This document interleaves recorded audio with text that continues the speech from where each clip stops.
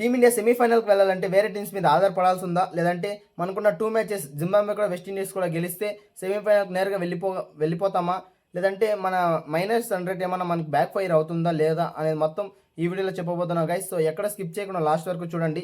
చాలా మంచి సినారియోస్ అయితే చెప్పబోతున్నా. సో ఏ టీం ఎలా గెలిస్తే సెమీఫైనల్కి వెళ్తుంది ఏంటి అనేది మొత్తం ఈ వీడియోలో అయితే డిస్కస్ చేయబోతున్నాం.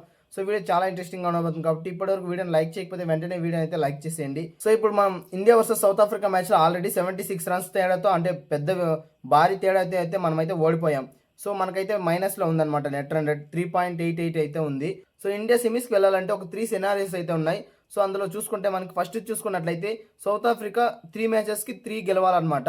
26th జింబాబ్వే కూడా, అలానే March 1 వెస్టిండీస్ కూడా గెలిస్తే సరిపోతుంది. సో టీమిండియా కూడా 4 పాయింట్స్ వస్తుంది. అలానే సౌత్ ఆఫ్రికా 6 ఉంటుంది కాబట్టి మిగిలిన జింబాబ్వేకి వెస్టిండీస్కి ఆల్రెడీ ఏదైనా ఒక టీంకి మాత్రమే 2 పాయింట్స్ ఉంటుంది, ఇంకొక టీంకి 0 ఉంటుంది కాబట్టి నేరుగా ఇండియా అయితే సెమీస్కి అయితే వెళ్ళిపోతుంది. సో అందులో ఎలాంటి ఇబ్బంది అయితే ఉండదన్నమాట. సో ఇప్పుడు మనం చేయాల్సింది ఏంటంటే నార్మల్గా మనకున్న 2 మ్యాచెస్ ఎప్పుడైతే 26th March 1 ఉందో ఖచ్చితంగా ఆ మ్యాచెస్ అయితే గెలవాల్సి ఉంటుంది.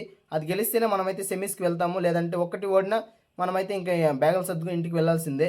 సో ఫస్ట్ మనకిచ్చిన 2 మ్యాచెస్, అంటే మనకున్న 2 మ్యాచెస్ ఖచ్చితంగా గెలవాలి. దాని తర్వాత సౌత్ ఆఫ్రికా 3కి 3 గెలిస్తే ఇంకా ఈజీగా అయితే వెళ్ళిపోతాం అనమాట. అంటే ఇప్పుడు మనకి మైనస్లో నెట్ రన్ రేట్ ఉంది కదా, సో అదేమి మనకైతే ఫరక్ పడదు అనమాట. సో దానికి దీనికి ఎలాంటి సంబంధం అయితే ఉండదు. నెట్ రన్ రేట్కి పాయింట్స్కి సౌత్ ఆఫ్రికాకి 6 ఉంటుంది, మనకైతే ఇండియాకి 4 ఉంటుంది కాబట్టి నేరుగా సెమీస్కి అయితే వెళ్ళిపోతాం అనమాట. సో ఇంకోటి ఏంటంటే సౌత్ ఆఫ్రికా ఒక మ్యాచ్ ఓడిపోతే ఇండియా సెమీస్కి వెళ్తుందా లేదా అనేది అయితే చూద్దాం ఇప్పుడు. సో సౌత్ ఆఫ్రికా నార్మల్గా 3కి 3 గెలిస్తే 6 పాయింట్స్ వస్తుంది. సో ఒక మ్యాచ్ అంటే వెస్టిండీస్ కూడా ఓడిపోయింది అనుకుందాం.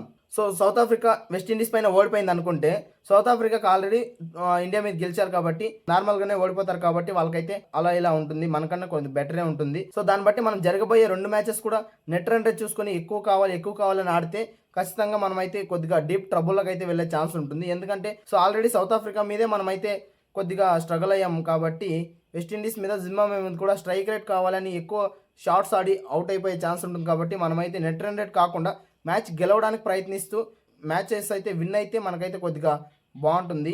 సో ఈ సినారియోలో అయితే ఇండియా కొద్దిగా తక్కువ ఛాన్సే ఉంటుంది, ఎందుకంటే మనది అంటే నెట్ రన్ రేట్ మైనస్లో ఉంది కాబట్టి కొద్దిగా వెళ్ళే ఛాన్స్ అయితే తక్కువగా ఉంటుంది.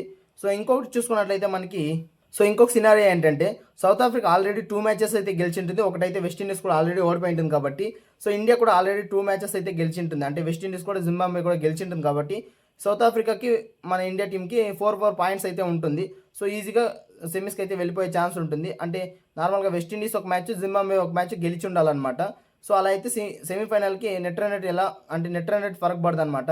సో ఇద్దరు 4 పాయింట్స్ ఉంటారు కాబట్టి పైన ఉంటారు, టేబుల్ టాపర్గా ఉంటారు కాబట్టి వాళ్ళైతే సెమీస్కి అయితే వెళ్ళిపోయే ఛాన్స్ ఉంది. సో ఇప్పుడు మన టీమిండియా చేయాల్సింది ఏంటంటే నెక్స్ట్ మ్యాచెస్, అంటే జింబాబ్వే కూడా వెస్టిండీస్ కూడా ఉంది కదా, జింబాబ్వే పైన 26th జింబాబ్వే పైన ఉంది, అలానే March 1 వెస్టిండీస్ పైన ఉంది కదా. సో ఈ 2 మ్యాచెస్ తప్పకుండా గెలవాల్సి అయితే ఉంటుందన్నమాట.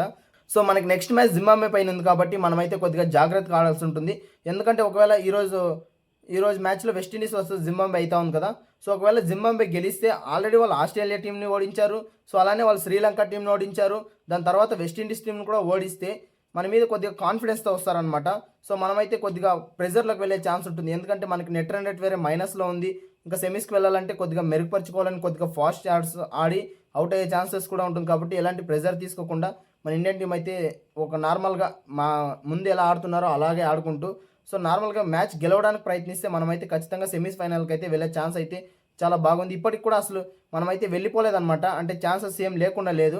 ఖచ్చితంగా మనకైతే సెమీఫైనల్కి వెళ్ళే ఛాన్స్ 100% ఉందన్నమాట. సో ఇంకేమంటే సౌత్ ఆఫ్రికా 3కి 3 గెలిస్తే ఇంకా పుష్కలంగా ఉంటుందన్నమాట. సో టీమిండియా యొక్క సెమీఫైనల్ సినారియో వచ్చేసి ఇదన్నమాట.